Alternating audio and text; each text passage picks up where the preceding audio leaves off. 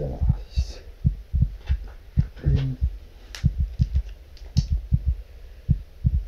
kui elektroonilist hääletamist mõistab väga väike osa ühiskonnast ja kõik teised peavad neid lihtsalt usaldama, siis on see väga suur tagasiminek paberi hääletamise juurest, kus iga teovõimeline inimene peaks olema suuteline jälgima, kuidas sedelid liikuvad ja sealt mingit trikke ei tehta.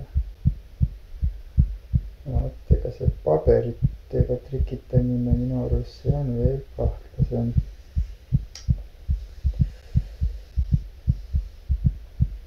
Elektrooniliselt saab inimene nii paber kui elektroonilise mitme erineva astmelise tõestuse. Paberid aga pannakse ühte kasti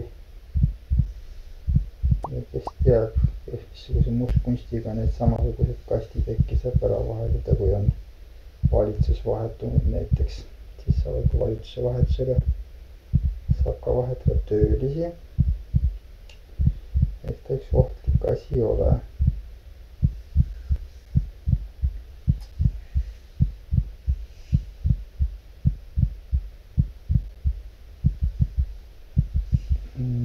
Mis see, et siin arvutid on nakatanud või mitte, sellest pole suurt miskit vahet, sellepärast et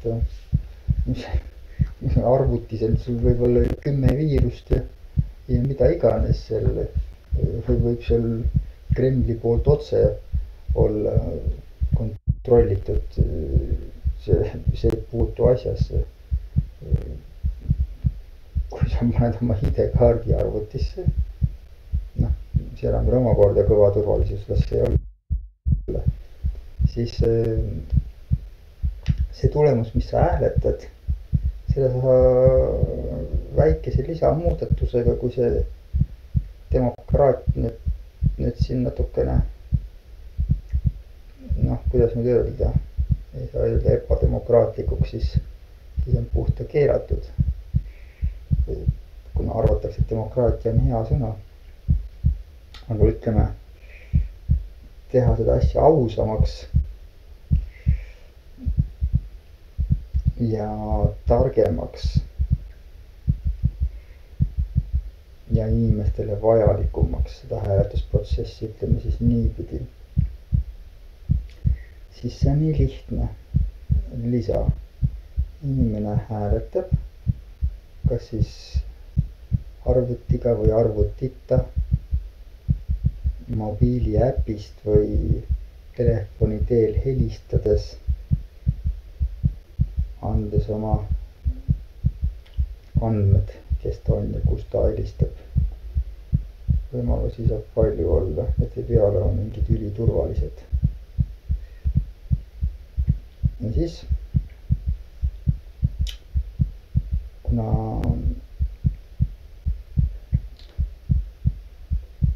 inimestele jääb sinna kesksesse riigiportaali jälg maha, kelle poolt ta hääletas, seda saab ta ise kohe millal iganes kontrollida ja eriti hea süsteemi poolt saavad seda kõik teised ka kontrollida ja vaadata, kes kelle poolt hääletas, aga niisugust normaalsust ja aususe taset muidugi me veel ei looda, et siin lubatud saab olema lähiaastate jooksul, aga vähemalt see, et inimesel endal oleks ligipääs oma häälele, kui meil on ligipääs kogu oma igasugustele muudele infodele, saame kogu oma rahasüsteemidele, kõikidele oma rahadele saame ligi läbi interneti suht kergelt mobiilist või kust iganes telefoni teelgi sai juba ammusest ajast teha ülekanded, kui mäletame seda asja ilma smart äppideta lihtsalt telleriga rääkides, ennast paroolikaardiga tuvastades. See on lihtne. Kuidas siis inimestel niisugune see hääletusprotsess on siis tõstetud nii taevasse ja ometi igaüks ilma igasuguse hariduseta ja ilma igasuguse teadmiste kontrollita võib hääletada mille iganes poolt. ja see, mis iganes poolt, kelle iganes poolt on siis mingisuguse niisuguse, ei saa nüüd öelda maagia ega võlukunst selle kohta, aga ega trikitamine nüüd kah ei ole, ega pettus pole kah õige sõna siin, aga utoopia pole ka. Siin peab olema jah nagu keeleteadlasem rohkem, et mismoodi seda asja defineerida, et miks see hääletusprotsess on tõstetud nii kõrgustesse, et see peab olema turvalisem kui kõikidele su sõjaväepaberitele, haigla, no seal on XD-s, kas seal oli vist 60 või rohkem andmebaasi, millele ligi saab suht lihtsasti oma ükskõik milliste pangakaartide, koodidega, ID-kaardiga, seal on nagu, see on nagu lihtne. Ja saab kõik oma raha kanda, kus iganes. Isegi perearsti vist sai muuta seal vanasti. Ja palju muud eluaseme asukohta ja palju muud, aga nii elementaarne asi, kui et jätta jälg, kelle poolt ja ehk ka kui veel arenenumaks mindakse, et miks hääletati kellegi poolt. Noh, see võiks ju niisugune väikene, see pole palju küsitud, et inimesel oleks väikene kooli ajal see õpetatud ju kirjutamist ja esseesi ja tea küll, mille jaoks seda kõike õpetati, kui seda kirja asja eriti ei küsita täiskasvanud inimese käest. Noh, enamus töökohad ega nad seal väga ei nõua, et sa palju kirjutada oskaksid seal.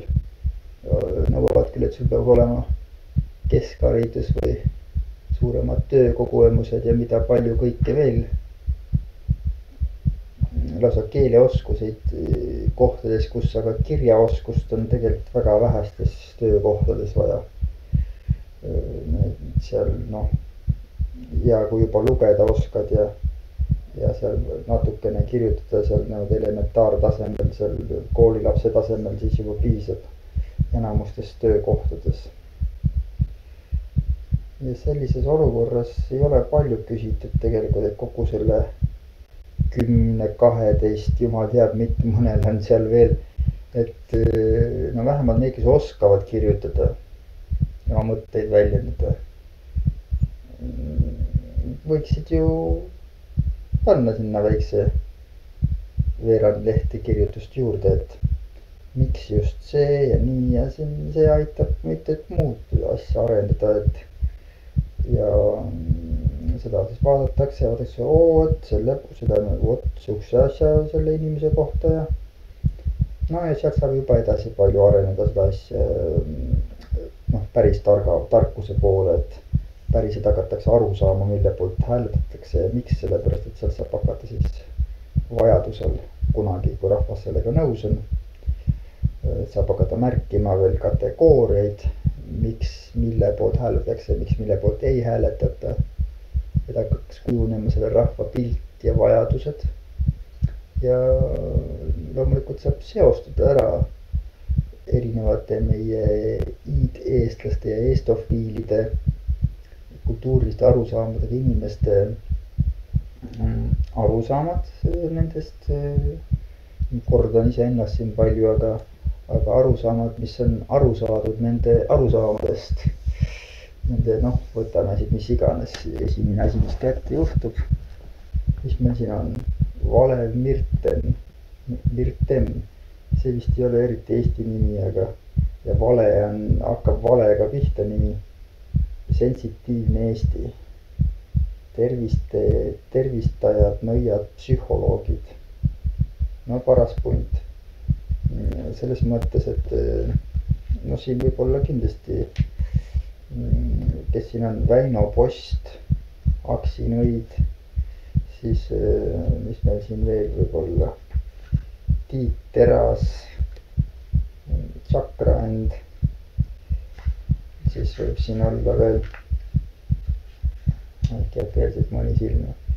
Need on niisugused inimesed, kelle kohta, keda valimistel võib-olla miks mitte, valida võiks ju, ütleme, et seal mingisuguse linnaosa või mingisuguse maa-ala toimetajad kindlasti sobiksid mingisugused nii-öelda puukallistajad või näiteks veetunnetajad, linnulaulu oskajad, et siin võib igasuguseid tõestusi ja põhjendusi olla, mis inimene kellegi poolt hääletab ja selle võiks ju sinna ka kirja panna, sest muidu lihtsalt, et ainukene tase, kuhu on koondatud, et 3-täheline number, palju neid seal need numbrid oli, et noh, see ei ole nagu niisugune tase, mis, see on solvav Eesti rahvale,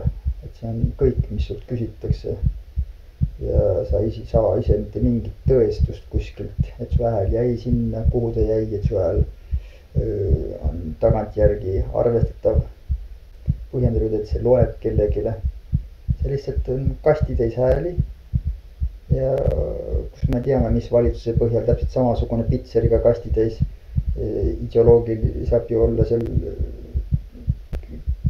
120, kui meil on näiteks olemas 120 Eesti vastast olemas, mine sa tea, Eesti peale kokku, siin on 1 miljon inimest, võib tulla küll 120 vastast kokku, kes on täiesti veendunult salajased ja mitte iial oma tegevust Eesti riigile ei paljastaks nagu noh, kaitsepolitseile ega välisluurele rääkimata ja nad süstemaatiliselt oleks nõus aeg-ajalt edasi pärandama teatud sorti oskust, tegevust, kus nad näiteks kirjutavad sedeleid. Noh, ega seal 4 aasta jooksul jõuad seal ära kirjutada küll selles mõttes, et hunnik sedeleid ja iga seal piisavalt suur hulk, et seal käekirjad tunduvad erinevad. Noh, see oleks niisugune lihtsalt kõige lihtsam näide, et kui meil oleks olemas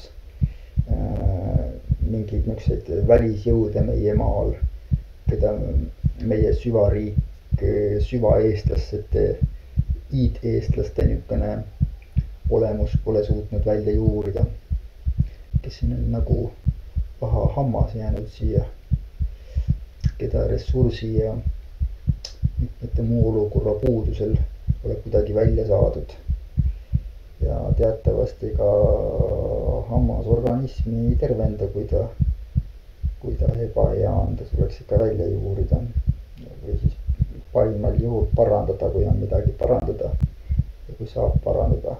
Ja nii peaks ka meie riigis poolikute arusaamadega ja mõnel pool lausa veel suuremate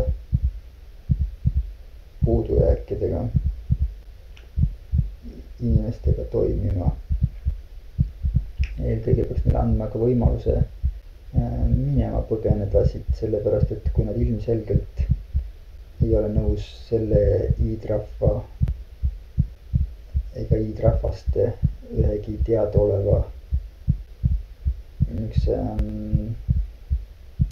mõtte ja tegude ja soovidega, siis kas ta üldse sobib siia maale, et siis peaks olema niisugused head asutused ja rahvakogud, kes siis proovivad leida, kus on niisugust sorti inimesi, kes nii mõtlevad ja soovivad ja tahavad nagu tema või asutusi ja nendega ühendust võtma, et siin on teile üks ülearune inimene, kes meie riigis noh, kas niisugused hääletab, mida nemad hääletavad siin näiteks, mis see on lihtsalt häiriks, see oleks nagu sul on laulukoor ja siis on seal mingisugune 3 inimest, kes lihtsalt lällavad seal, no see ei lisa juurde sinna, see ei ole vaja, no kuigi enamus laulukoor kostab sellest üle, aga need 3 lällajat, no milleks? Samamoodi käputäis valehääletajaid, miks peaks inimesed hääletama, kes ei saa aru, mille poolt, miks nad hääletavad, et nad ei hääleta nagu selle riigi heaks. Selle riigi heaks on väga palju erinevaid valikuid, mida valida. Erinevate maakondade ja rajoonide jaoks eri sorti inimesi. Eri aegadel on vaja ehk veel eri sorti või eri olekuga inimesi. aga noh, võtame siit järgmise raamatu näiteks, mis meil siin niimoodi, Georg Ots. No nii, kus sa näed, siin on trükiviga lausa ära näidud, lehekülg 28, 3 esimese rea õige tekst on järgmine.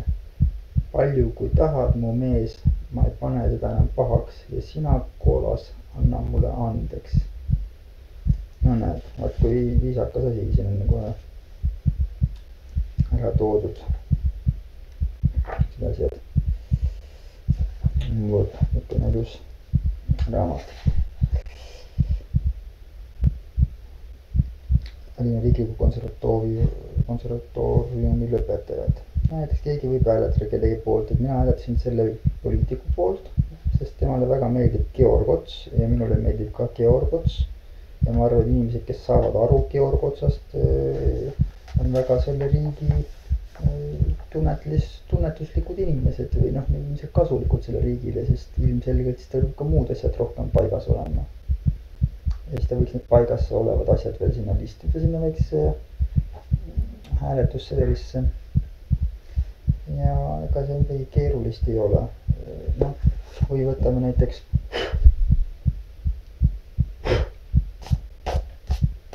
osad raamatud on nii pikka aega lugemata. Helgi Sallo, Reet Mikkeli oma, muinaslugu muusikas. Samamoodi võib võtta ka, et kellelegi meeldib Helgi Sallo muusika väga ja tema sai teada, et ühele inimesele meeldib ka muusika väga Helgi Sallo oma. Ja seegi on põhjendus mingisugune. Muidugi saab minna palju sügavamale. Võiks ka muidugi põhjendada selle, et ei saa, ütleme, Katy Perry muidugi ja Lady Gaga on ka väga sügavad ja targad muusikud, aga nemad, kas nad otseselt ainult selle kultuuri jaoks, kas piisab? Siin on vaja, et ütleme, et on nemad ja peaks olema midagi veel, mis seob Eestiga ka. Paratamatult need on väga targad ja inimkonda pääsvad head inimesed.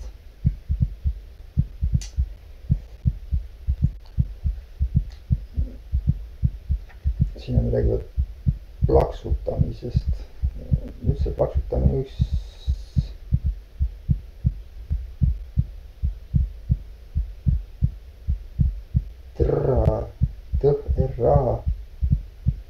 Draamateatri pankrot.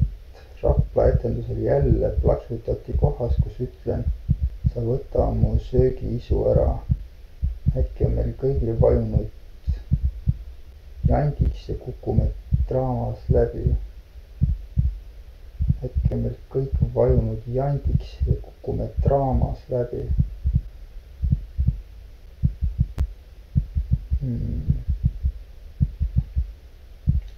Seda asja siin peab uurima.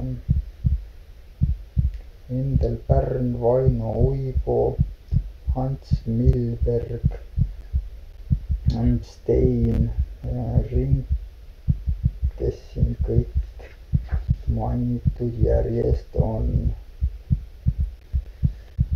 Ja tasub panna niimoodi kokku komplektit. Mulle meeldivad näiteks need inimesed, see, kelle poolt ma hääletan, tema esindab selliseid väärtusi. Ja siis saame aru, mis sort inimesed, mille poolt ja mida nad oluliseks peavad.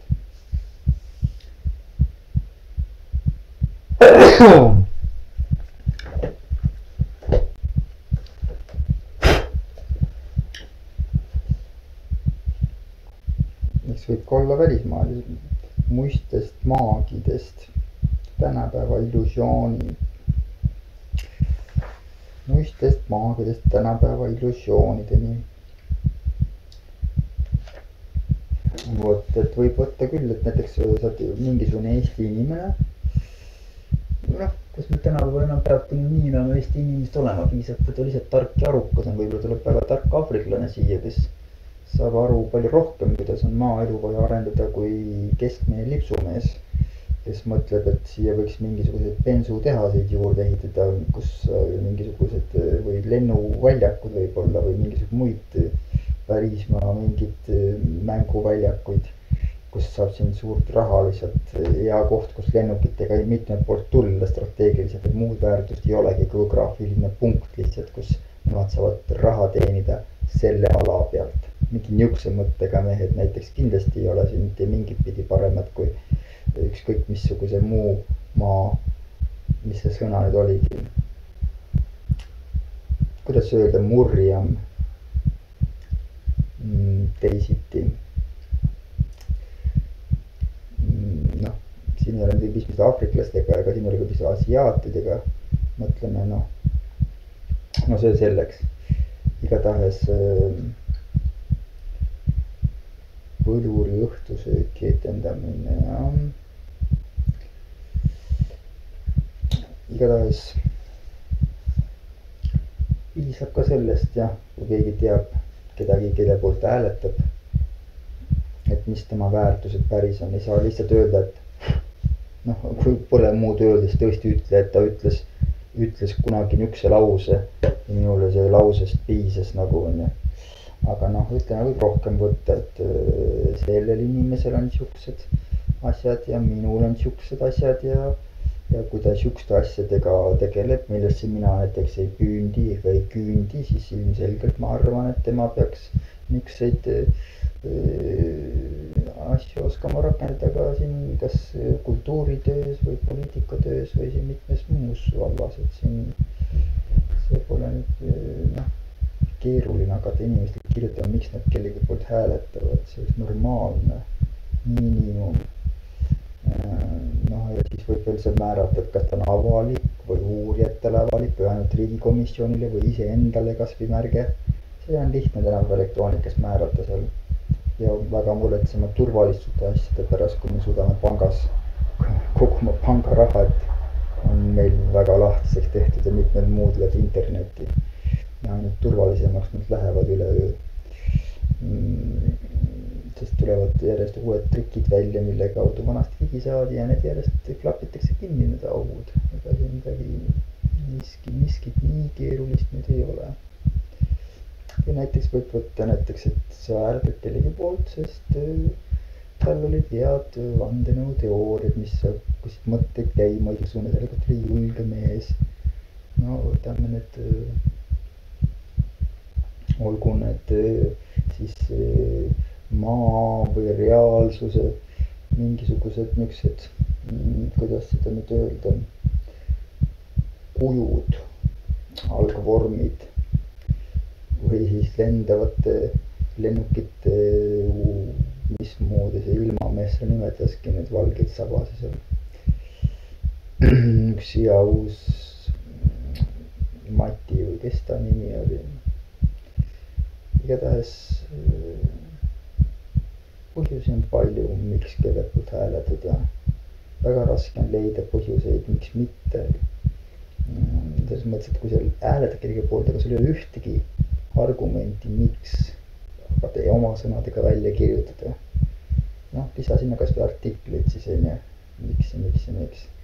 Aga vähemalt hakkaks aru saama, et ei ole lihtsalt hüpnoos inimesel peas, kus ta täiesti arusaamatult läheb või robot läheb, paneb või kuskil keegi miskit hakkab seal sahkerdama.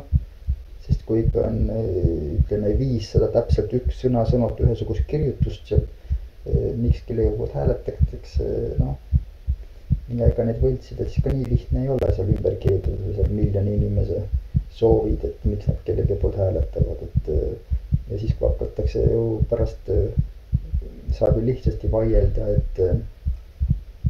et sa ütleme hääletasid kogemata ühe poolt, aga pärast on teine asi kui veel XD-s või elektroonilises üliturvalises andmebaaside kogumikus, kus saab lihtsalt ligi saad kontrollida, teistele sealt näidata pildi teha, välja printida, paberile koopia endale panna, järgmine minna vaadata, kas arvutis on ikka sama asi kui häälte lugemine oli. Häälte lugemist saab teha arvutitega väga lihtsalt, rajoonipõhiselt, vanusepõhiselt, sootuse põhiselt vist ei saa, meil on vist veel Eestis riigis sugu on veel niisugune seadusega kinnitatud, et peab valima ühe või teise soo, aga noh, Kanadas juba saab, Kanadas juba on asjad nii vabaks läinud. no eks see kanep ka võib-olla seal, aga näed, ega head ilma halvata ei tule. no las see sootus olla, selles mõttes, et ega see pole ka hullu, kui keegi, noh, see on ju lihtsalt klassifikatsioon, mismoodi, noh, hullu võib olla küll, noh, asi sõna otseses mõttes võib ka olla päris hull värk, aga see ei tähenda, et me peaksime keelama inimeselt ennast defineerida kas või toolijalaks, kui ta seda tõsimeeli usub, et ta on kehastunud toolijalg, kes kõnnib inimkehas ringi. Inimkeha on ta lihtsalt kellelgi üle võtnud või siis sünnitas ennast läbi aegruumi, läbi mitme inimese keha ja vaimude erinevate universumite osadest.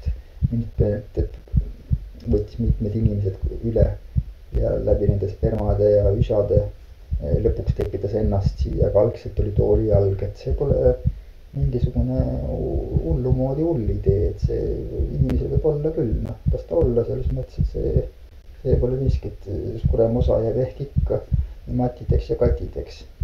Et aga siis on vähemalt mingi arusaam, kellega me suhtleme toolijalaga, kes on mitme aegruumi kaugusest tulnud, et paratamatult siis me peaksime talle selgitama, et siin on inimeste maailm ja kui muud abinõu ei saa, saab võtta ka piiblist selles mõttes, et seal öeldi üht-teist, miks ja midas ja kuidas. Enne piiblit, kui sealt puudu jääb, saab juutidelt alati nõu juurde küsida ja kui sealt puudu jääb, saab ju enam, et juudi asjade selgituseks on igast tõestusi sealt Aasia, India, Jaapan, Venemaa, seal Siberi samaanid, Aafrika nõiad, Udo, sealt lähed sealt igasugused Ladina-Ameerika ravitsejad ja indiaanlased ja samaanid nii lumes kui kõrbes on ju. No ja kui kõigest sellest väheks jääb, siis või noh, lõpuks peab ikka eestlane olema see, kes asja üle vaatab, et kas ta on mõistusepärane see asi, eks ju. Noh, ja kui me oleme selle üle vaadanud, oma tarkusega kõrvutanud, et me tegeleme eestlastena üks asjaga, et vaatame lõpptarkust, vaatame ja see peab paika. Või siis, et jaa, no seda peab veel vaatama. Või siis vaatame, et kas üldse on mõtet praegu midagi veel vaadata. No, see on niisugune eestlase elementaarne miinimum, mida ma siit kõrvalt pürgides, proovides eestlaseks saada mingi aeg, eks jõuan sinnamaani ka ukse lävelegi, et kuhu ma olen jõudnud. No ja, aga need, kes süvaeestlased, nemad oskavad kindlasti hääletada siin päris mõistlikult, nemad ju teavad, mis selle maa jaoks vaja ja tarvis on ja kõik see muu, mis, kui nad pole jõudnud vahepeal tegeleda sellega, kuhu see ülejäänud maailmad ümberringi jõudnud on, ülejäänud maailmade olemusega saab need kurssi viia kindlasti. Et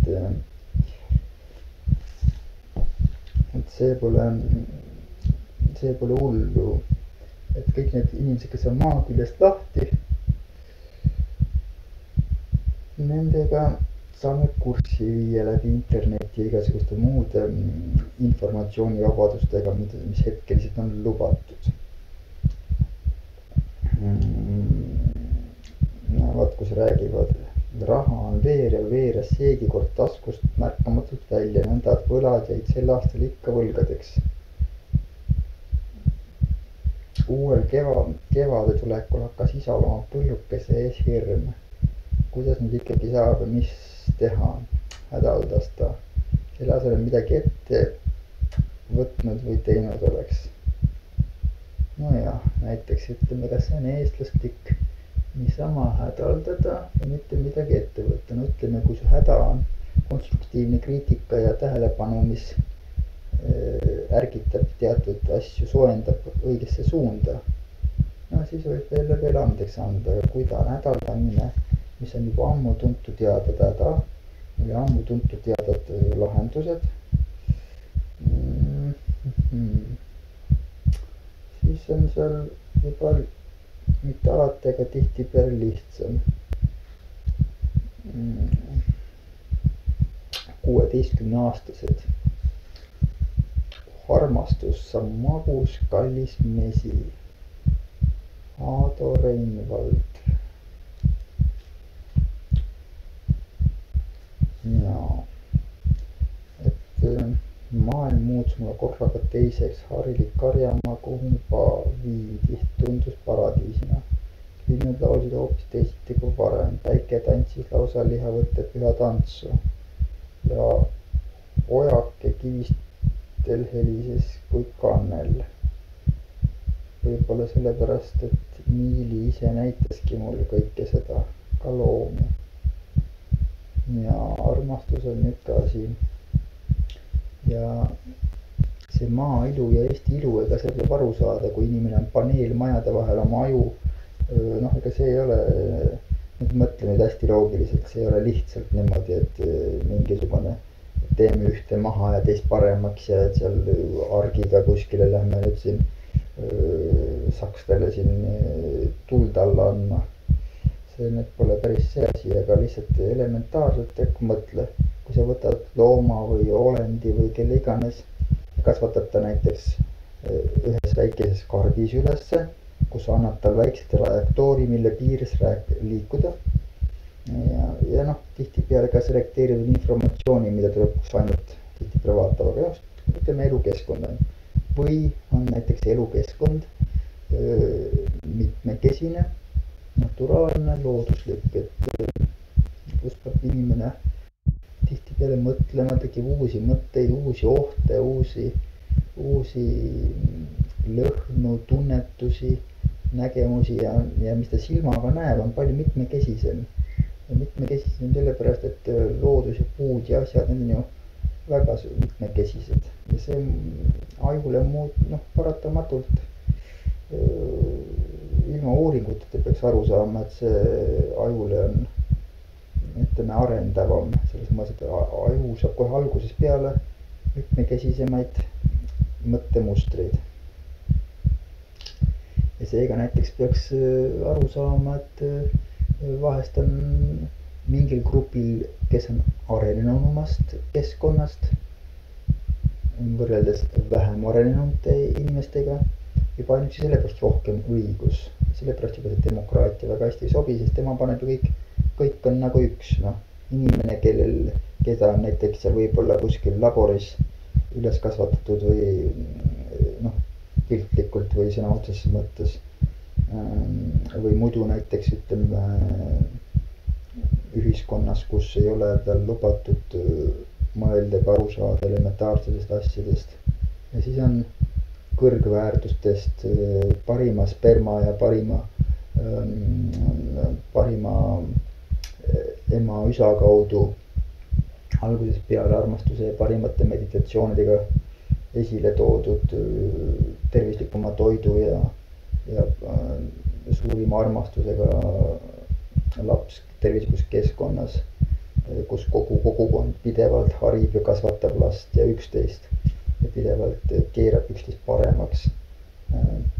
See on ju väga tavapärane, kui sealt võiks näiteks ütleme keskmiselt arukamaid ja suuremaid ja targemaid mõtteid tulla, kui keskkonnas, mis hoiab inimese nii informatsiooni suletud kui võimalik, et ta ainult täidaks neid käske või valiks neid numbreid, mis talle öeldakse selleks, et tema see väärtus, mis tal on, 3 numbri väärtus või 4 numbri väärtus, see annab suures plaanis lõpuks väga suure jõu ja võimu kogu muude struktuuride üle, mille olemusest ja sügavusest ei jõuaks ühte linti rääkidagi, aga mille üle muidu võimu ei saa, läbi näidendite ja trikkide.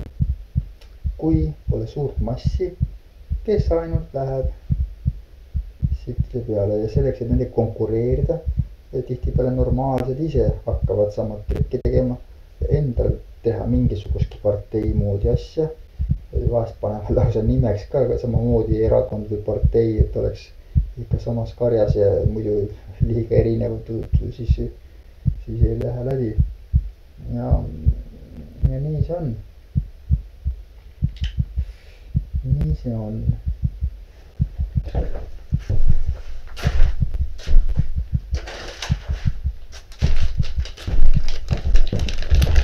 Aga jah, Eesti õnneks sotsiaalsüsteemid ja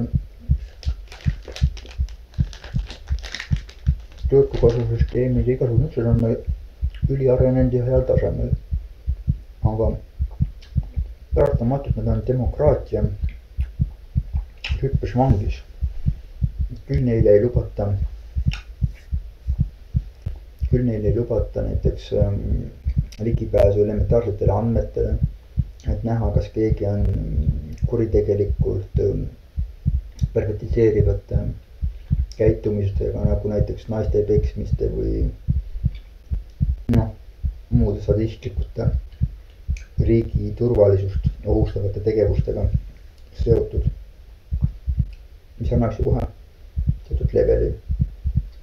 Ja kui riigiametnikedel ei ole õigust ligipääsu elementaarsele infole, mis kasu neist siis üldse on,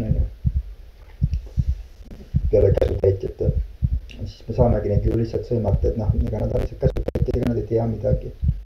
Aga kui neil hakata normaalselt ligipääsi andma elementaarsele infole,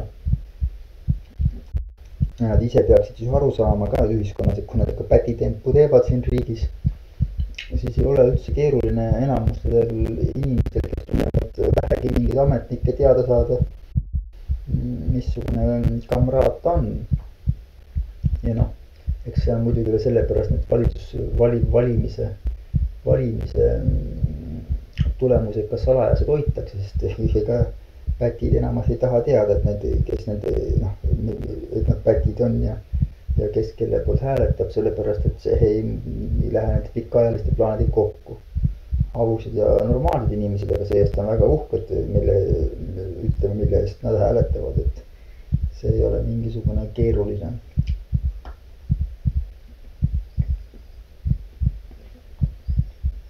Aga kuna hääletustulemusi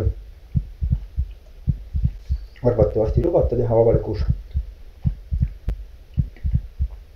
See ongi veidi, et inimese, kui ta ise soovib oma häält teha avalikuks, isegi siis ei ole lubatud. Ja samal ajal nad hoiavad hüpnoosi edasi, et see on demokraatia ja see on hea, kõige paremat varianti ei olegi. Niisugust utoopiat, et siis nii sirke seljaga ja vaieldamatult seda peale räägivad, et mitmed, kes ise normaalsed on ka seda uskuma hakanud, ilma nad läbi mõtlema hakkaks nagu. Et seda on nii Nõukogude Liit algusest saati, kuni mitmed muud kõige räigemad organisatsioonid on ju peale surunud selle demokraatiat algusest saati, et miks see peaks Eestile sobilik olema.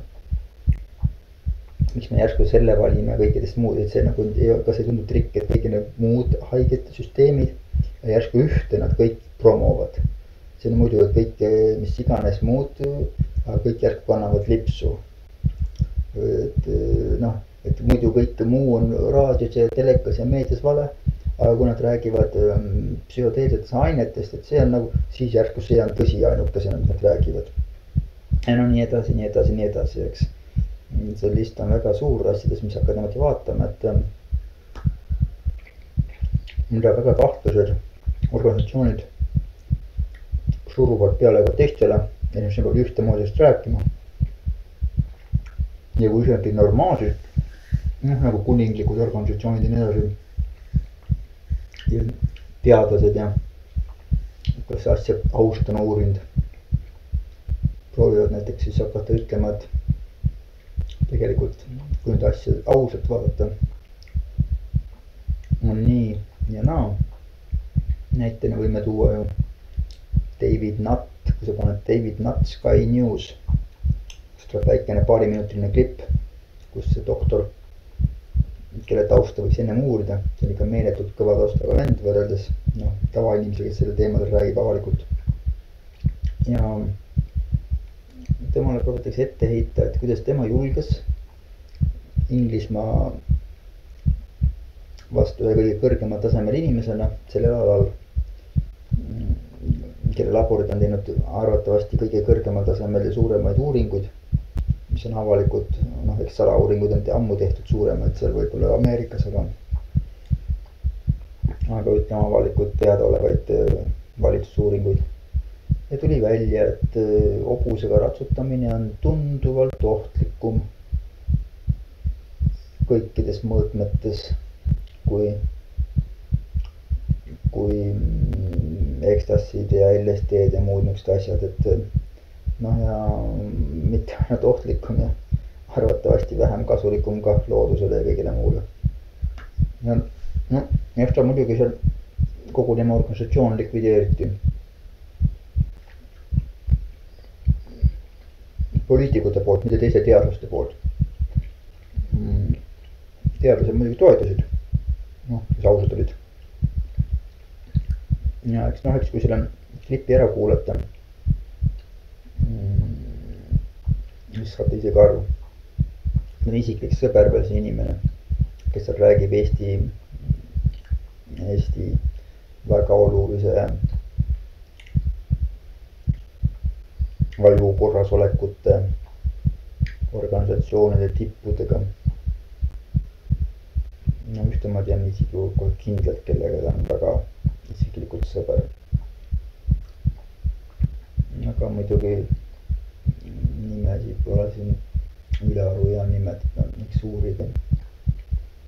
Nii.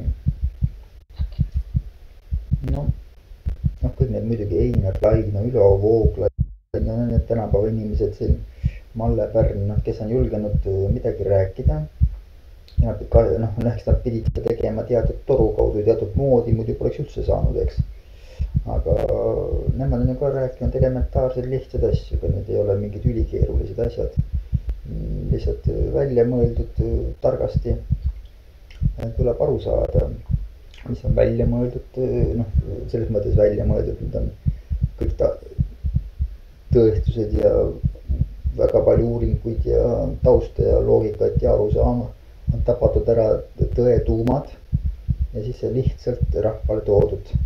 Et see on ju hoopis teise väärtusega lause, kui keegi lihtsalt kuskil mingisugune saab paberi pealt plägutab maha miskisugust asja, mida parasjagu vaja plägutada on inimeste ajus asja ajamiseks.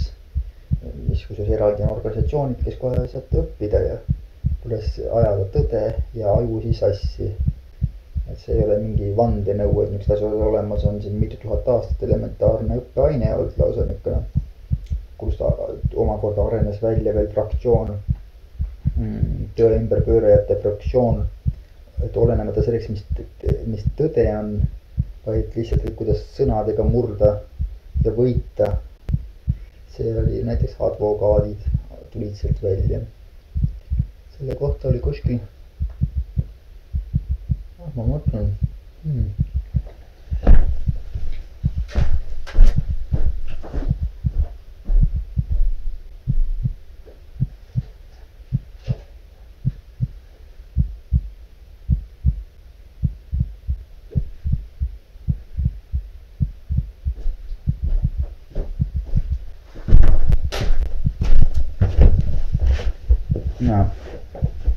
Ene Grauberg. Meil võib öelda, mingi ene, nüüd me hakkame mingid enet siin kuulama, eks ju. Ega ta mingisugune entsüklopeedia ei ole, et ta nimi ene on kohe selle pärast, eks. Vaatame, kas tasub kuulata.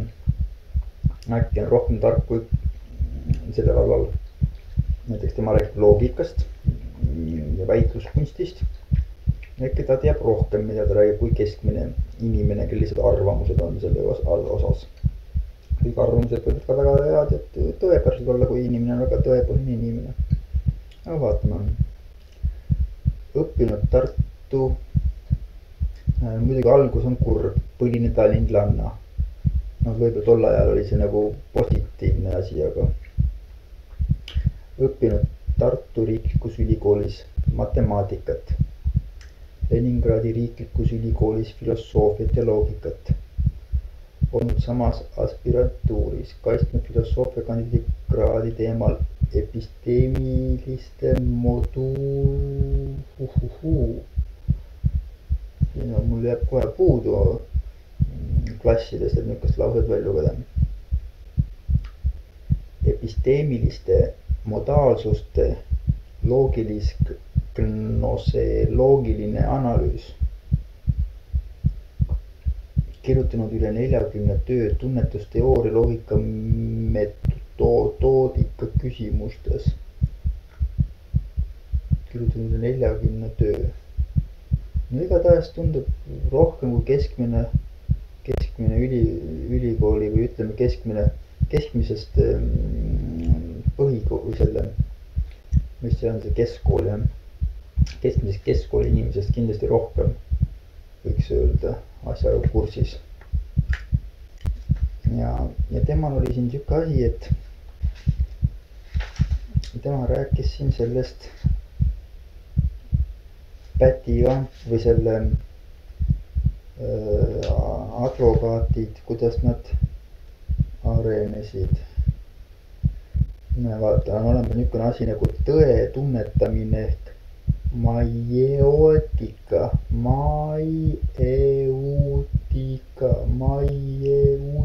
Kindlasti lihtne tavaline sõna ülikooliharidusega inimeste jaoks. Aga see on Sokratuse ajadest. Tavalise maa inimese jaoks tõe tunnetus me võtame sellest isiku omadusena, aga nendel on kohe õppeainena või tarkusalana olemas tõe tunnetus või niisugune tabanud ära niisugune asi olemas on nagu see tõe tunnetada, et see on nagu oluline oskus. Mõtle, kui keegi on riigis või kuskil ametnikus tööl ja ametniku CV-s on pandud tõe tunnetuses, võib-olla saab mingi kraadi näiteks seal. Saab testida, kui siia on mingi tõe tunnetus. Aga muidugi tänapäeval see on raske, kui on niisuguses, ma ei hakka seda isegi sõna, mille järgses, sest niisugust asja ei ole olemas. Aga arvatakse ju, või lubatakse pigem arvata osadel inimestel, nagu tõde oleks niisugune, kuidas seda öelda, nad arvavad, et tõde on valikuline ja niisugune, kuidas seda nüüd öelda, iga mehe ise teha pole ka õige, see on see kuidagi veel libedam, liberaalsem. Sõna liberaal on ise huvitav sõna ju nagu libe ja sõna raal me teame, mis on libe. Eks ta natukene pole küll otseselt võib-olla mõeldud niimoodi kokku sobima, aga paratamatult sobib. Ja paratamatult niisuguse kokkusobivusi ja juhtumisi eesti keelega on väga palju. Nii. Näiteks vaatame. Kes aga tunnistas oma vigu ning seda, et ta tõepoolest veel midagi ei tea, nendega jätkus vestlus edasi. Seda vestlust nimetas Sokrates maieuutikaks ehk vaimseks sünnitusabi andmiseks. Kuna mõistes on teadmiste puudulikust,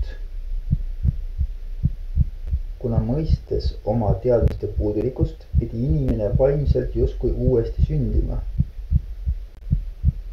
See on umbes, ütleme nii, et ütleme näiteks, ma toon lihtsalt niisuguse, see nüüd ei pruugi 100% parim tõde olla, aga see on umbes, kui näiteks Trumpi toetaja saab aru või EKRE toetaja saab aru näiteks näitena, et nad on hoopis nii-öelda oma arvatava vastaspoole poolt tekitatud selleks, et see õige pool vastikuks muuta ja siis ütleme kui mingisugune, et kui sa oled mingis suunas läinud ja siis saad aru, et tegelikult selle suuna ümber oli loodud mingi muu reaalsus, mis sind juhtis sinna ja kes sind sealt trikitas, et tegelikult sa sama hästi võid kus iganes suunas minna. See tarkus, kus sa läksid, oli sulle suunatud suund. Ja et sa tegid täpselt seda, mis sult sooviti. See, kas sa tunnetasid õieti ja kas sa uskusid õieti, kas tegid õieti, teisejärguline fakt on see, et sa läksid sinna suunas, kus need, kellega sa arvatavasti võib-olla poleks nii nõus olnud või võib-olla ka oleks. Olid sinna suunas, kus nemad sind saatsid ja planeerisid ette, arvestasid statistiliselt, et suurem osa sinna läheb ja teeb nii mingite muude plaanide tarbes. Et siis see, ütleme üks asjast aru saades, siis see nagu on ju nagu uuesti sünd. No. Ja noh, see on lihtsalt muidugi ainult üks kiht, ega sealt tuleb neid kihte on veel mitmesuguseid suunalisi. Ega siin ühiskond on päris tihkelt täis niisugust huvitavat kraami. Nii, Sokrates. Kuna mõistes oma teadmiste puudulikust, pidi inimene vaimselt justkui uuesti sündima.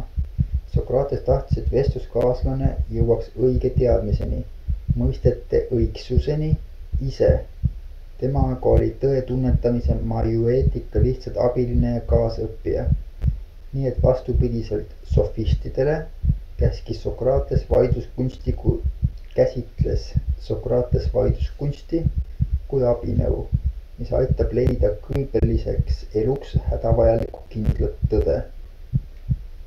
Selleks, et saada küsimuste vastuste mängust selgemat ettekujutust, mida on ühe selle rajaja auks nimetatud Sokratese mänguks, tuleb tutvuda Platoni mõne dialoogiga. No eks me saame veel pärast uurida, kes Sokrates ja kes see Platon on. No mingid tegelased olid vanasti, ju nad olid tähtsad tegelased olid, kui neist nii pika aja pärast hiljem veel räägitakse. Ja ju nad niisuguste teemadega seoses räägitakse. No seda oskab iga maailmas kah aru saada, et siin ega see tähendab kindlasti head või halba pidi olema, aga no seda veel saab näha. Nii. Siinkohal toon vaid küsimuste vastuste mängu üldskeemi selleks, et näidata tema seost hiljem tekkinud Aristotelese loogikaga. Mängu algul esitatakse vaidlusalune tees, näiteks teadmine on meeleline taju. Käituda ebaõiglaselt on halvem, kui seda taluda. No üks näited. No, kas käituda ebaõiglaselt on halvem, kui seda taluda? No võt, mis küsimusti mitu aastat tagasi juba mõeldi elementaarsed niisugused asjad. Kas kohe oskaks, siis see peaks ammu välja mõeldud ja selge olema uutel generatsioonidel, et kas ebaõiglaselt on käituda on halvem, kui seda taluda. Ma kohe ootan, ma vastan sellele ära, oota.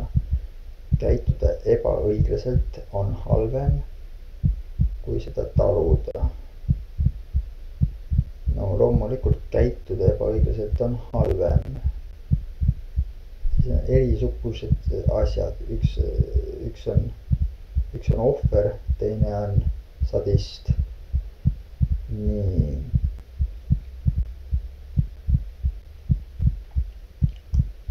Aga muidugi pole ohver see, kes sadist on. Sellepärast, et siis ebaõiglaselt meelega käitub. Ja siis hakata ütlema, et teisel temal oli raske, sest tema pidi ebaõiglaselt käituma. No, sest ta ei teadnud ja mõtle, kui suur hingepiin tal pärast selle eest on, et tema ohvri valu selle kõrval on kökimökk. Aga nii öeldakse, ka paljud ütlevad nii. Aga ja saavad veel välja ka kohtust. Aga käituda ebaõiglaselt on halvem, kui seda taluda. No, mõtleme sellele veel, see on niisugune küsimus ka, et kas ta nüüd ongi õige küsimus, aga pas küsivad niisuguseid küsimusi, et nii. Väitlejaid on kaks. Nad ei räägi kordamööda, nii nagu tänapäeval, mil kumbki oraator peab oma seisukoha kaitsmiseks ja teise ümberlükkamiseks pikki kõnesid. Üks väitlejatest esitab küsimusi, teine ka vastab jaa või ei. Ainult vahel võib vastusele lisada ka lühikese seletuse. Küsija aga võib esitada ainult selliseid küsimusi, mis eeldavad kas lihtjaatavat või eitavat vastust. Need on nagu lapsepõlves niisugused mänge nagu oleme vist nagu teinud juba, need olid päris head mängud. No nii, nagu juba öeldud, oli niisuguse küsimuste-vastuste mängu eesmärgiks meelitada vaidluskaaslane vastuseni, mis oleks vastuolus esialgse teesiga. Ühesõnaga, küsija pool püüab vastaja poolt viia vastuollu oma esialgse seisukohaga. Selge on see, et ainult väga rumal vestluskaaslane võib kohe segadusse sattuda. Tavaliselt kestib vestlused tundide kaupa. Vastase vaimseks seletamiseks kasutati mitmeid üldprintsiipe, analoogiaid, näiteid elust ja muud sellist. Ta juhiti ühelt arutluselt teise juurde. Lõpuks aga, näidates vastu võetud otsuste loogilist mittevastavust ehk kooskõlastamatust, sunniti väitluskaaslane tunnistama oma seisukohtade vastuolulisust. Sokratese õpilane Eukleides ema enne 450–380 ema aega, enne meie aega, Megarast arendas eristika ehk vaidleja. Vaidlus ja veenmiskunst, mille põhieesmärk oli võit. Siit see advokaadi asi vist tuligi nüüd.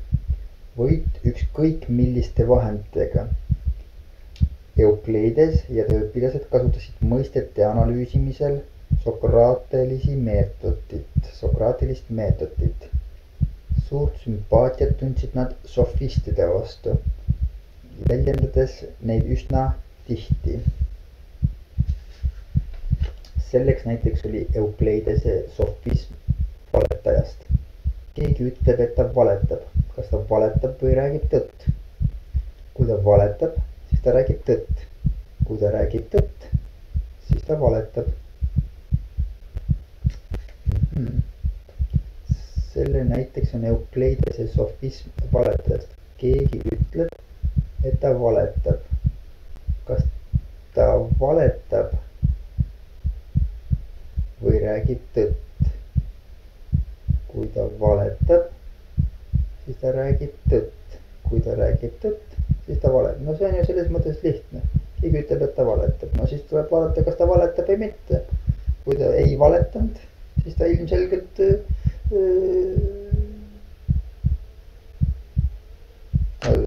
nii. Keegi ütleb, et ta valetab. Kas keegi valetab või räägib tõtt? Kui ta valetab, siis ta räägib tõtt. Nii. Kas ta valetab või räägib tõtt? Keegi ütleb, et ta valetab. Nii, alustame sealt. Siis vahest see lisaselgitused ajavad ise sutsid, sest nad eeldavad, et inimese mõttemaailm on nii ühedimensiooniline. Nii, keegi ütleb, et ta valetab. Siis kohe vaatad, kas ta valetab. Keegi ise enda kohta ütleb, näiteks, et ta valetab. Siis vaatad, kas ta räägib tõtt. Ehk ta päriselt ka valetab. Või ta valetab. Oota, see ei ole ikka veel ilusti väga selgelt välja, proovime veel korra. Keegi ütleb, et ta valetab. Nii. Kui keegi ütleb, et ta valetab, siis tuleb vaadata, kas ta räägib tõtt või ta valetab. Kui ta valetab,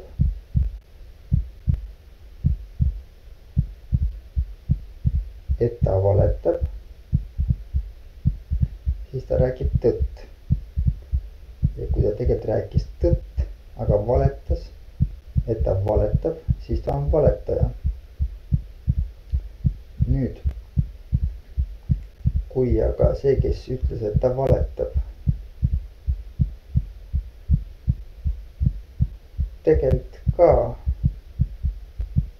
valetas. Miks nii lihtne asi mul praegu keeruline tundub? Nii. Vaatame seda asja edasi. Kas ta valetab ja räägib tõtt? Kui ta valetab, siis ta räägib tõtt. Kui ta räägib tõtt, siis ta valetab. No see on ükskõik selles mõttes, et nii Sokratese vaidluskunsti põhimõtteid arendas edasi tema õpilane Platon. Dialektika ehk vaidluskunst on Platoni arvates olemise vastuolude, ühtsuse ja paljususe, igavese ja ajutise, muutumatu ja muutuva avastamine. Vastuolude leidmiseks tuleb aga küsimused õigesti püstitada. Oluline on ka nendele õigesti vastata. Seetõttu on tõeliseks dialektikuteks ainult need, kes seda oskavad. Vastuolude teadvustamine on aga vajalik selleks, et panna hinge mõtlema, mis ongi tõeline kunst. Seda kunsti nimetas Platon dialektikaks. Platoni dialektika kontseptsiooni viisid edasi uusplatonlikud Platonos ja Proklos. Aristoteles lisas Platoni dialektika tähendusele veel üht, nimelt oskuse mõisteid klassifitseerida, asju liikideks jaotada. Aristoteles eristas dialektikat oma analüütikast, formaalsest loogikast, kui vastavalt õpetusi tõenäolistest arvamustest ja tõestustest. Teaduslikult korrektne arutelu, mille eesmärgiks on tõe tunnetamine, vajab aga mõlemad, nii dialektikat kui analüütika tundmist.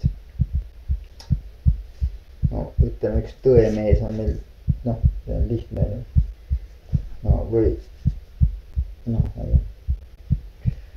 Nii.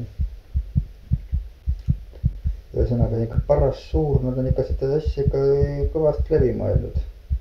Siin tuleb lihtsa maamehe mõistusega vaadata, et seda asja nad on siin arutanud, et nad tulevad sulle peal kogu tanki veepäeva siin selles mõttes, et seal, kui nad tahavad veel midagi hämada, siis kui nad on oskustegud õppinud ära tõed ja hämamised ja igasugused arutlused on väga raske siin. Isegi tuuakse niisugused näited, mille peale ise ei tulegi ja panebki imelikult uskuma ja tegutsema ja võetakse maad ja metsad ja vaata, et veel naised ja töökohad ka käest ära ja palju muud inimõigused ja riik õige arutlusega pika peale siin. Kui nad lõpuks oma välja tuuninud on täpselt, millisega olukorra peale sõita. Piisab palju tarku Eestis, kes on suutnud tagasi hoida neid suurimaid rünnakud, aga ega need ründajad siis ei tunne ennast lööduna, sellepärast, et need oma asjadega tegema lähevad. Nende jaoks on iga lüüa saamine õppetund, kus tuleb õppida oma vead välja ja uuesti proovida ja uuesti neil ressurssi küll, kuni nad kas väsitavad seal lisaks sellele, nad iga uuesti tulek väsitab oma vastast. Ega see meid alati tugevamaks ei pruugi teha, kuna ta samal ajal teevad mitmeid muid asju, mis meid nõrgestavad. Ega nad siis ausalt ei pea tulema, see ausus ei puutu asjasse, võit on küsimuses. Kui nad on vastased selles mõttes, et kes ei ole meie mõttes, ütleme eestlaslikus mõttes kõige parema olemusega. Nii. Teaduslikult korrektne arutelu, mille eesmärgiks on tõe tunnetamine, vajab aga mõlemad nii dialektikat kui analüütika tundmist. Õige mõttetehnika küsimusi küsitles Aristoteles oma analüütikus, kus tähtsamaks on tema järeldusõpetus. Mingi teosanalüütika, mida ta siis kirjutas Aristoteles. Püüda vaadata, kas Aristoteles või niisugused inimesed, ega nad mingisugused vääreluviiside toetajad ei olnud. See annab ka tuleb alati vaadata, mis inimese ja asjade olemus on, et mida nad kuidas toetavad ja see annab nende kogu muule tõele ka tooni juurde. Ei tee need alati valeks ega õigeks, aga selles mõttes, et see annab ikka tooni juurde ja mida võiks arvestada. Nii. Õige mõttetehnika küsimusi käsitles Aristoteles oma analüütikas, kus tähtsamaks on tema järeldusõpetus ehk sülolistika. Sülolistika on järeldus. Erinevalt oma eelkäijate, ja tuleb meeldida, et see on mitu tuhat aastat vana asi, seda on nad arendatud mitu tuhat aastat edasi. Erinevatelt professionaalide poolt, suurte gruppide poolt, suurte ressursside poolt läbi töötatud, arendatud. kuni tänapäeva jõutud korporatiivsetele seaduslikute advokaatide ja igasugustele haldustasemetele.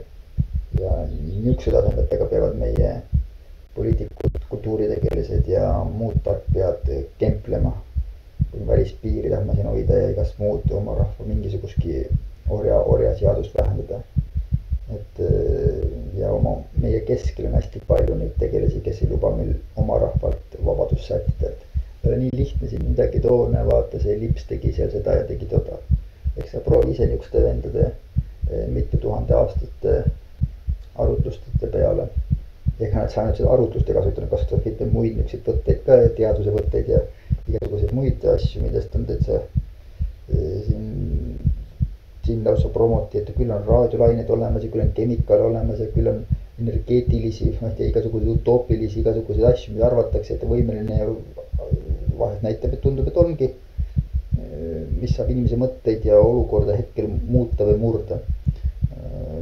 Kas või kui nad viskavad sulle vahest emotsioonilisi niisuguseid asju ette, mis lihtsalt piisab, et sa lihtsalt kaotad ühe raundi selles mõttes, et ega sa võid ju olla seal kõva boks ja oled kuskil matsis, aga lihtsalt ütleme sulle tehakse enne rünnaku ajal emotsionaalselt mingisugune niisugune haiget tegemise asi ja öeldakse, et kui sa edasi boksid, siis me teeme veel seda ja seda juba oleme teinud. Ainuüksi selle ehmatuse peale võid sa saada parem haagi ja pärast nad ütleks, näpp, see oli nõrgem, see oli tugevam, võit on siin, tema käes on edasi minek. Ja niimoodi nad seal võidukalt öövaringselt toimetavad. Tuleb arvestada, jah. Nii erinevad heljedest, kes mõnikord kasutasid vaidluskunsti enese õigustamiseks. Vaidluste korral ka edu tagamiseks on Aristotelese järgi kindlate loogika reeglite tuginev vaidlus eelkõige tõe tunnetamise vahend. Mitte ainult vaidlus, vaid ka avalik kõne peab olema loogiliselt korrektselt üles ehitatud. Siis on ta kuulajatele paremini arusaadav. Eks seda asja peab siin tõesti professionaalid selles osas hakata meie enda maarahvast ja inimesi ka treenima. Igal külavanemate hulgas peab olema mingisugused külatargad, kes kui keegi mingisugune lipsumees tuleb sinna kemplema oma tunnukalaevalt, maandub sinna plärtsti kohale või muud mingisugused ametnikud seal kulutavad, et niisugused seadused ja asjad. Siis peab hakkama tulema vähe sellest, et see tark ise peab kohale tulema, kes kõigepealt need hoiab eesliini. Peab olema ka kontakt teiste tarkadega, kes siis erialatargad tulevad kokku kiiresti ja suudavad koondada vastulöögi arutluste ja muude maatarkustega ja lisaks angudega vennad las olla ka veel igaks juhuks, aga selles mõttes, et on vaja ka tagada üksteise tagalat ja samaanidest söövad veel metsast seeni juba juurde, sest ega siin võib mitut tasemet vaja minna. Nii. Siis on ta kuulajatele paremini mõistetav. Nii. Oma töös retoorika sõnastaski Aristoteles kõne koostamise peamised etapid. Kuna kõne pidamine on ka meie demokratiseerivas ühiskonnas. Võt kus lugu, võt kus on lause. Võtsin demokraatiana ka veel. Kus see nüüd oli? Oma töös retoorika sõnastaski Aristoteles kõne koostamise peamised etapid. Kuna kõne pidamine on ka meie demokratiseerivas ühiskonnas muutumas lausa igapäevaseks asjaks, siis oleks vast huvitav teada Aristotelese soovitusi selleks. Demokratiseerivas ühiskonnas. Seda selle all veel mõttes.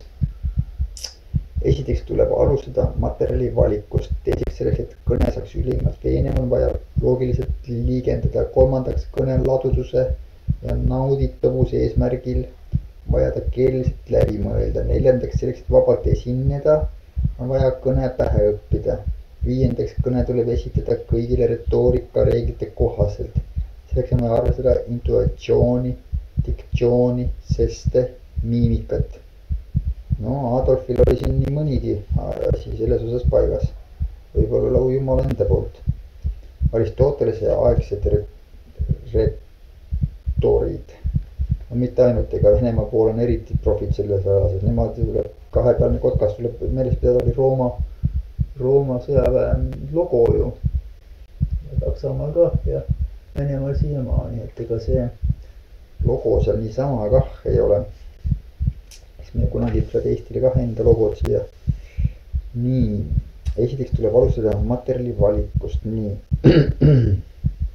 Aristotelese aegsed reetorid teadsid juba hästi, et kui on vaja midagi eriti tõhusalt öelda, siis tuleb seda teha vaikselt, häält oluliselt madaldades. Üldisemalt võib antiik-Kreeka kõne ja vaidluskunstis rääkida kahest põhisuunast, antika ja Aasia suunast. Kui antika suund taotles rohkem väljenduslikku täpsust ja konkreetsust, siis Aasia suund eelistas ilukõnet, hilgavaid võrdlusi, rohkeid epiteete ja metafoore. Aatika suuna väljapaistvamaks esindajaks on Demosthenes, Vana-Kreeka kõnemees ja silmapaistev Aatika poliitik. Aristotelese kaasaegne on säilinud ligi 40 Demosthenese kõnet, mille karmi ja asjaliku stiili iseloomustab varjatud jõud ja kirglikkus. Erilist huvi peaksid praegu, mil väga aktuaalseks on päevakorda kerkinud poliitilise võimu probleemid, pakkuma Demosthenese 3 teravat poliitilist süüdistuskõnet Makedoonia kuninga Philippus II ekspeditsioonitaotluse vastu. No kui nüüd hakatakse selgitama, et siin vaja ikka see Eesti riik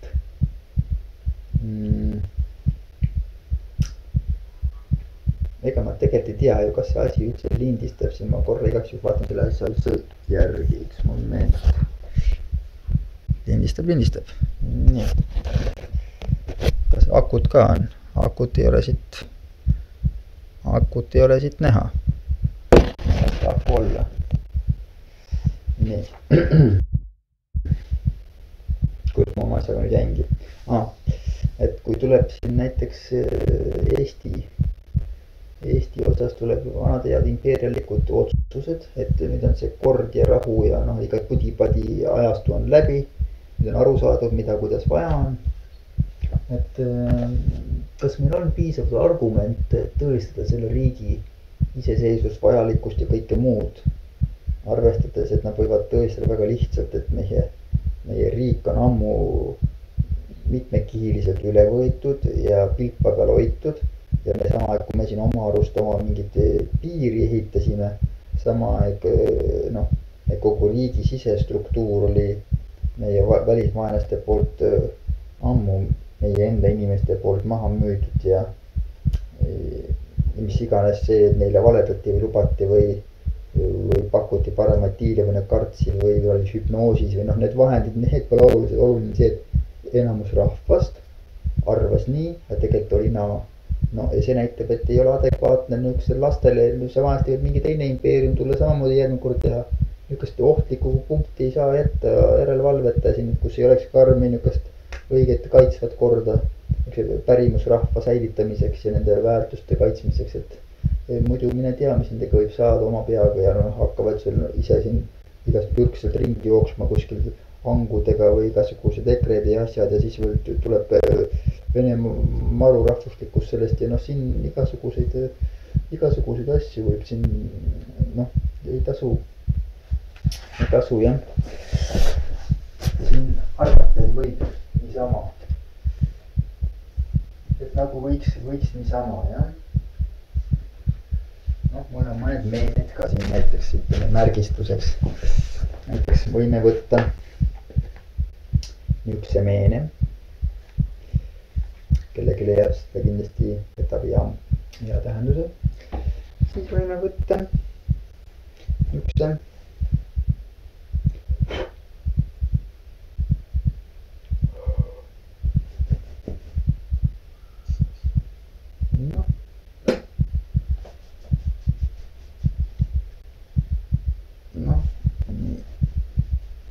hakkab tulema.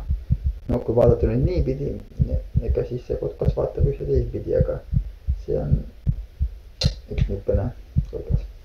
Siin on teate ise. Nii.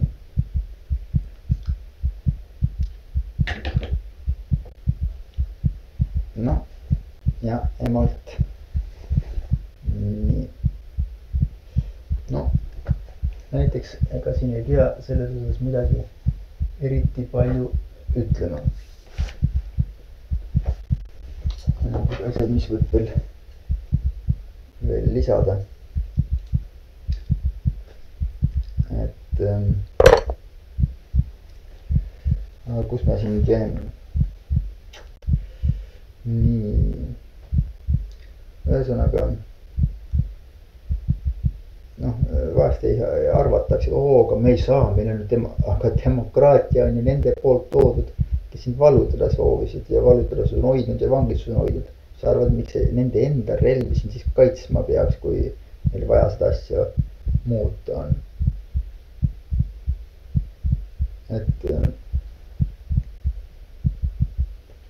Et ega see siis ei ole niisugune asi, mille peale lootame ja oleme oma Eesti põhine haridus ja oma Eesti põhine seadus ja arusaam ja riigi identiteet ja rahva identiteedid ja meil on mitme erinevat gruppi inimesi iga koos, ega selles mõttes kõik ühesugused üle, ühed leviteerivad ja seal söövad teised seeni, kolmandad oskavad seal mõõka sepistada, maja ehitada, õigeid lapsi kasvatada ja riideid teha, ega siin on nagu laulda ja tarkusi vaielda ja pulli teha, igasuguseid vajalikke elemente on.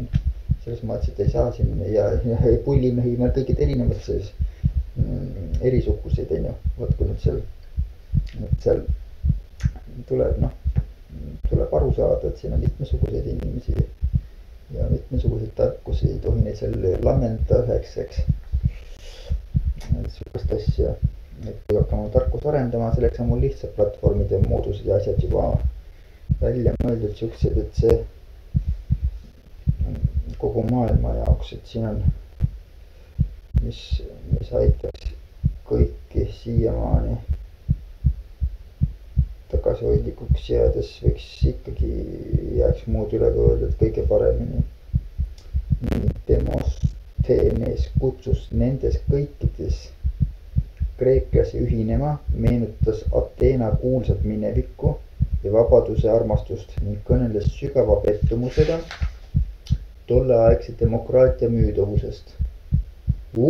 Tolle aeg oli demokraatia müüdav, mõtle 2000 aastat tagasi.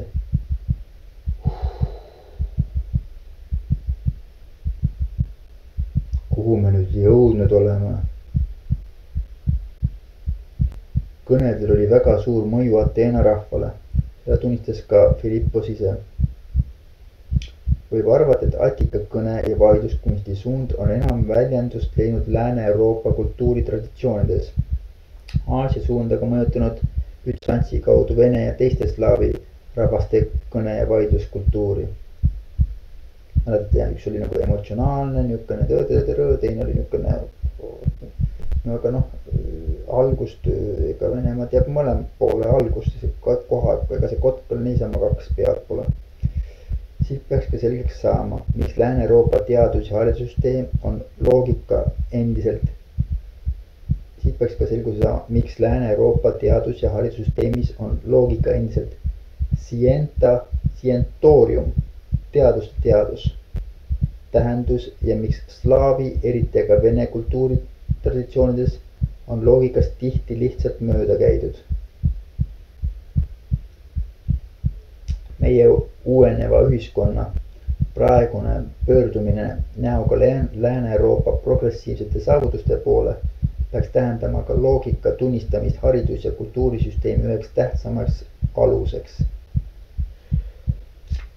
Vot selline väikene paar lehekest Ene Graubergilt. Peaks tuntud nimi olema ikkagi, kes vähegi targem ja arukam inimene on ja ülikooli haridustega inimene. Ma arvan, et ta on piisavalt arukalt kirjutanud neid asju oma 7,5 klassi haridusega analüüsides. Siin ma küll neid loogilisi modaalsuste analüüside nii pole jõudnud, aga võib selle hinnata, ma arvan küll 5+, et ei leidnud eriti paljusid puudusi veel.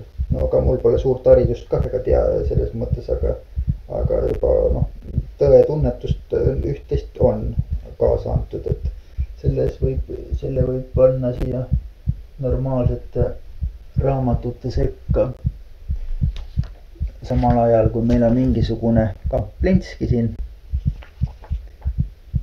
ärme seda päris lugema praegu, hakka labürint, kuigi tema, seal võis olla ka, et seal on mingisugune kaval nüanss võib-olla, mis pole läbi mõeldud, mine sa neid tea. No võtame näiteks siis, jäi siis meelde see slaavi asjad ja muud niisugused asjad. No näiteks, mis meil siit on. Meie ülesandeks jääks, kui mitte enam loomine, siis vähemalt loodu tundma õppimine, tema praktiline kasutamine ja levitamine, otstarbe kohalisuse põhimõttel, populariseerimine. Õhtumaise kultuuri peaomadus on olnud just tema aristokraatlikkus, ligipääsematus. Teda tundsid ja maitsesid ainult valitud asjatundjad.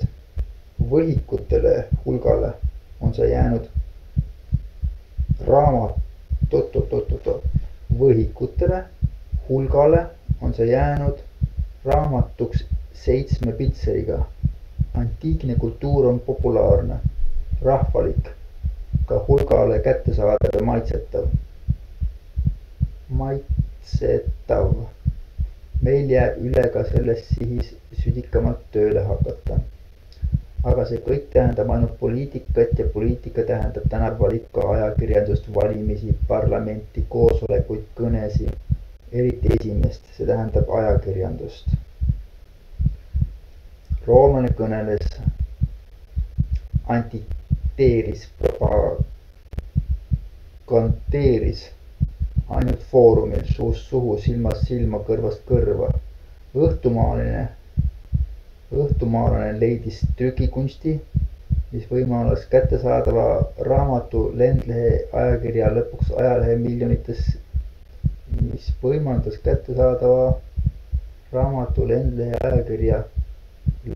ajalehe miljonites eksemplaarides. Kõne mõjuvõim on kohalik ja ajutine, ajalehe mõju aga piiramata ja alatine. Ainult kui aga raha jätkub trükitud paberi maailma uputamiseks, sellest saadi Inglismaal kõige enam aru. Aga tuleb muidugi aru saada koha võtta 2 pead ja asjad, et see otserünnak ja see suur globaalne, mille alg, et loogika 1 ja loogika 2 Venemaa pool ja Eesti või see läänepoolne loogika. Aga meil siin on Eestil oma värk, eks nagu Venemaa julges öelda, et neil on oma tõde, see normaalne asi, mida öelda. Nii on ka meil tõde. Et meil on siis 2, kui nad ründavad kas otse suust suhu, sõnast silma ja lisaks back up ivad ennast kogu muu tehnoloogia, mis nad peaksid mingi ressursi kasutama ja ega nad nii opakat nüüd ka ei ole. Eriti kui ressurssi neil on veel rahalist ka ja sa saab palgata ja osta ja mitu tuhat aastat tagasi juba demokraatia oli ostetav. Ja kuigi selle parandamise suunas on suuri tööd tehtud ja Nõukogude Liit väga soovis demokraatiat, 70 aastat tagasi vist oli viimane ajaleht, mis mulle silma jäi, kui uut tapeeti emale seina panin, kuidas ta seal demokraatiat, ta vist kõige demokraatlikum demokraatia, niisugune no nii demokraatia kui see olla, oli vähemalt soovides ja unistustes ja eks nagu üks teine rahvatark mulle ütles, et Nõukogude Liidu aeg oli laboratoorium ja nüüd pannakse käiku. Siis testiti ja nüüd teostatakse. aga eks tuleb mõelda, mida mõni arvab ju niimoodi, et see, mis siis oli ja see, mis nüüd, need on nagu öö ja päike. No eks ta, jah, aga ega Aave poleks tollal ajal väga lubatud olnud. Aga kuna nüüd ei teata enam, kust mida kuulata, siis lubatakse isegi olla sündsusetu. Et igast asjad nüüd on lubatud, ega see ei tähenda, et see siis alati head peab tähendama, see võib väga mitte head kuulutav enne olla, kui kõik asjad lubatud on. Kui kõik asjad oleks lubatud olukorras, kui kõik juba korras on, siis võib veel mõelda, et okei. Nüüd lubame siin joosta solgiämber peas inimesel ringi. No kõik on juba nii targad, niigi las ta seal jookseb. Peas, et kellelegi väga otsa ei jookse. Aga kui meil on olukord, kus isegi rahva eest kõnelejad ja siin ei tahaks küll välja tuua, aga teatud inimesel kohe niisugused profiilid, et sa hakkad vaatama, kas need oma naisi austavad kodus. No eriti, kui need niisugused vennad on, kes niisuguseid poliitikuid ei jälesta, kes on teada faktiliselt kõrgemate kohtute ja muude tunnistuste ja oma sõnade ja tegude ja lindistustega süstemaatiliselt ilma kahtluseta vahele jäänud, et nad on niisugused tegelased juba avaliku asja osas, mis nad siis veel tegelikult privaatselt on. Ja nüüd ju arvatakse, et privaatne elu ei puutu asjasse, eks, aga see ju näitabki, kes inimene on ka osaliselt või mis. See on väga oluline. Ja kes toetab niisuguseid inimesi, mis iganes ta muud teeb, aga kui ta on teatud eluoluliste asjade vastane oma käitumistes, see on väga andestamatu räigigus.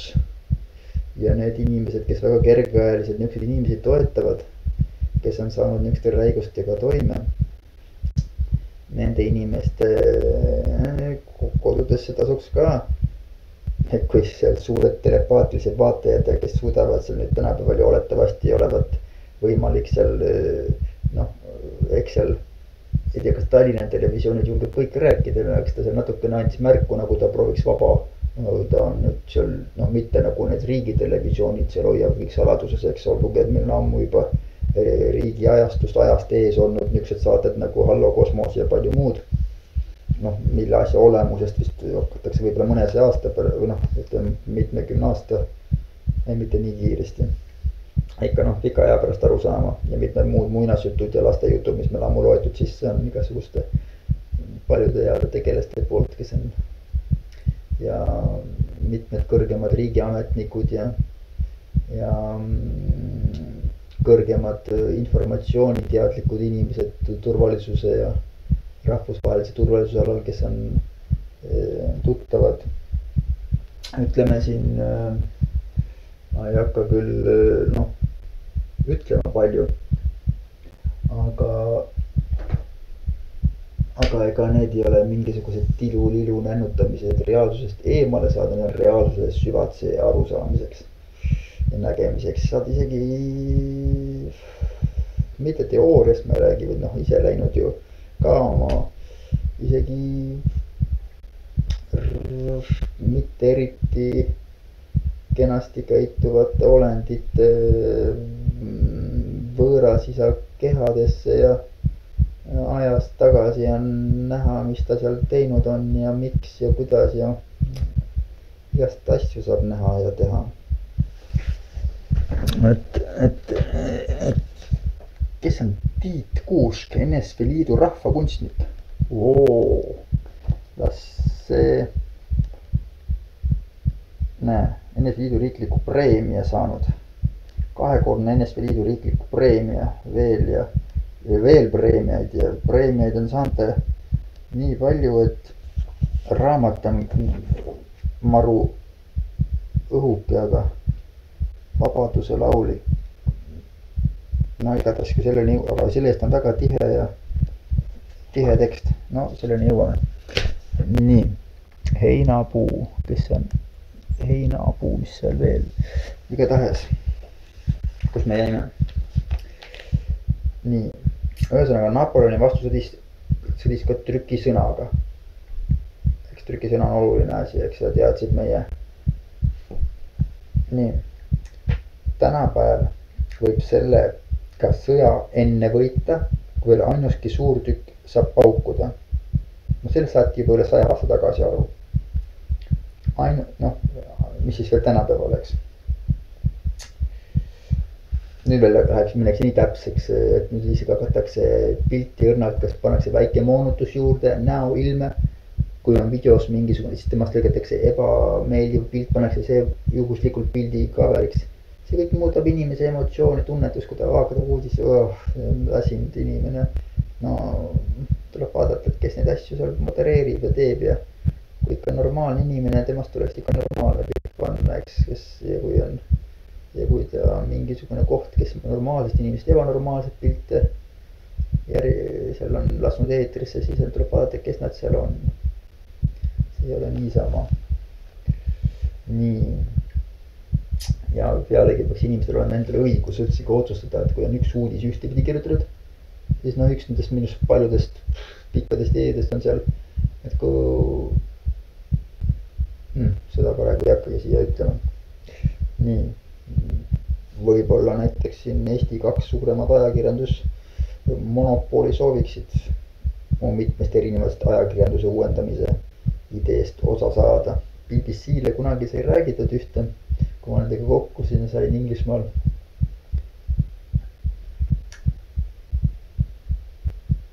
Guugeldades Margus Meigo ja BBC vist peaks isegi tulema välja see. No muidugi mitte see, mis ma seal rääkisin, eks. See jäi seal. Nii, tänapäeval võib sellega sõja enne võita, kui ainuski suurtükk saab paukuda, ainuski mürk, gaas, pomm lõhkeda. Mürk, gaas, pommidest juba räägiti. Mõju jääb saavutamata ainult seal, kus ei osata trükisõna lugeda, näiteks Venemaal.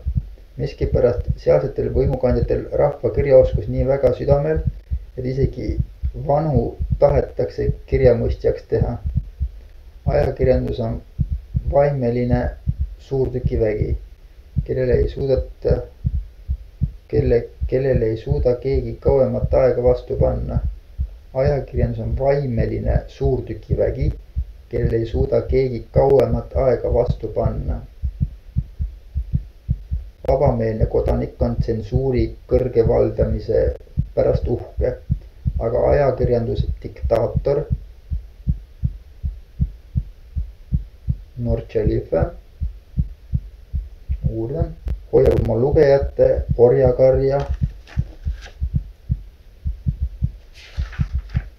juhtkirjade, telegrammide ja illustratsioonide pitsa all. Telegramm on siin muidugi veel hea märksõna. Arvati ka, et suur vabaduse. Okay. Demokraatia on raamatu rahvahulkade vaimuelust ajalehega täiesti välja tõrjutud. Rahvas loeb veel ainult oma lehte, mis tungib miljonite kaupa iga päev kõikidesse majadesse, kiskudes juba varahommikust saati inimesed oma ahelatesse ja kõrvaldades raamatuid või kuidagi mööda neist loetakse, siis hävitab ajaleht oma kriitikaga nende mõju. Või kuigi mõnda neist loetakse, siis hävitab ajaleht kriitika oma mõju. Ja 3 nädalat ajakirjanduse tööd ja kogu ilm tunneb tõde, kuni jätkub raha tema püsivaks korraldamiseks maksata. No nii, niisuguste sõnadega jutud on siis siin ja ühesõnaga, mis asja point oli selles, et Õhtumaa on aristokraatlik. Nii. Siin on jah, huvitav, kas siin oli kuskil veel, siin oli päris üks asi, mis mul jäi, oot, kus siin see järjekord on, mis meil siin veel on, maailmas seda ära nägemata, mis tema, Eesti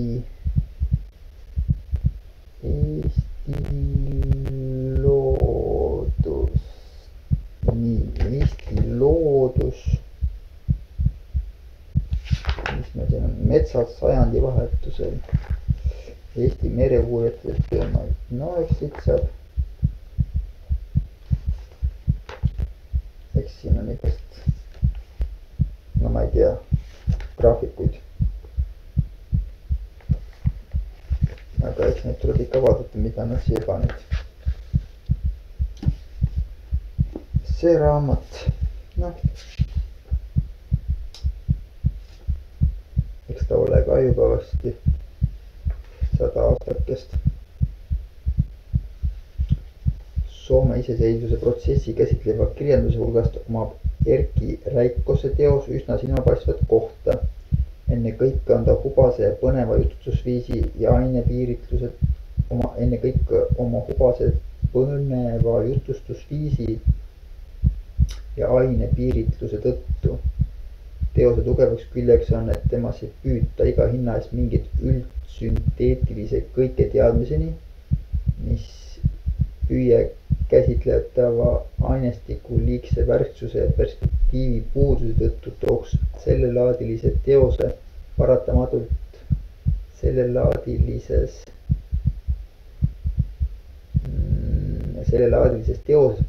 kaasa üksikelementide vägivaldse kokkusulamise ning ainult näilise objektiivsuse. Räikkonen piirdub seevastu enam välissündmustiku ja seiklustegi kirjeldamisega, kuivõrra need puudutavad kodanlikku Soomet, eriti Sinfudi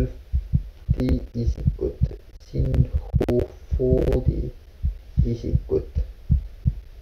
Teate küll, see eriti, no mitte nüüd enda oleks nagu panna meie Tõnisson, Päts ja Tammsaare kokku võib-olla või? Ja veel lisada natukene sinna juurde siis mõni hea kindral. Nii,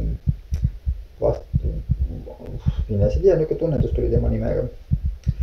Vastaspoole see vot kus, mis asja nad siin nüüd, kuidas nad siin seda kirjutasid. Kas nii saab kirjutada?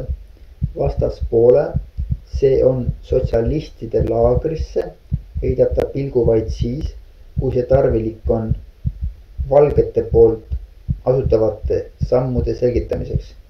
Autori salg oma poolehoidu valgele Soomele ning käsitluses ei puudu isegi poleemiline ja võitluskirjanduse element. Seda mahendab aga esiteks aastate vahemaa, mis võimaldab mõne valusa küsimuse puudutamisesse suhtuda nüüd juba veidi rahulikumalt kui kodusõja otsese järellainetus ajal. Teiseks ei sule autor aina teadlikult silmi, kui vastaspoole tegevuses vajalik